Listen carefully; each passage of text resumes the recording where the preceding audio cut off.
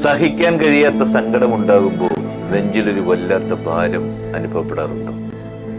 തൊണ്ടക്കുഴിയിൽ നിന്നും സംസാരിക്കാൻ കഴിയാതെ നിൽക്കേണ്ടി വന്നിട്ടുണ്ടോ?